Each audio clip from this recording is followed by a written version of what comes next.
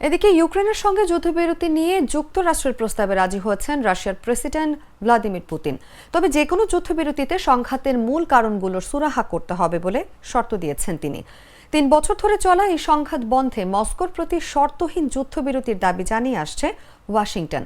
এরই ধারাবাহিকতায় ইউক্রেনে 30 দিনের যুদ্ধবিরতির জন্য যুক্তরাষ্ট্রের মধ্যস্থতাকারীরা রাশিয়ায় অবস্থান করছেন এবং তাদের পরিকল্পনা উপস্থাপন করেছেন। এর আগে ইউক্রেনের বিরুদ্ধে যুদ্ধ অবসানের লক্ষ্যে একটি চুক্তি ও যুক্তরাষ্ট্রের সঙ্গে সম্পর্ক পুনঃস্থাপনে নিজেদের দাবি দেওয়ার তালিকা পেশ করে রাশিয়া।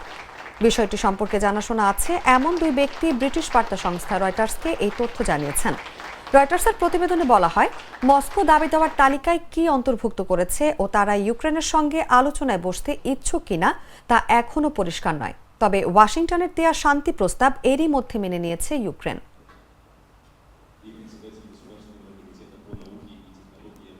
Беларуси.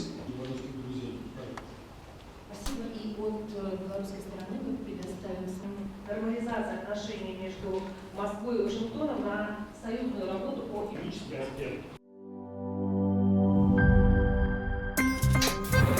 আমার একটা স্মার্ট সিদ্ধান্তে 25% গ্যাসের খরচ কমেছে। ভাবছেন কিভাবে?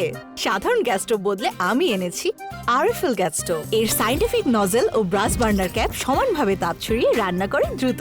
তাই গ্যাসও বাঁচায় 25%, টাকাও বাঁচে 25%। আরএফএল গ্যাস স্টোভ নিরাপদ ও গ্যাস সাশ্রয়ী।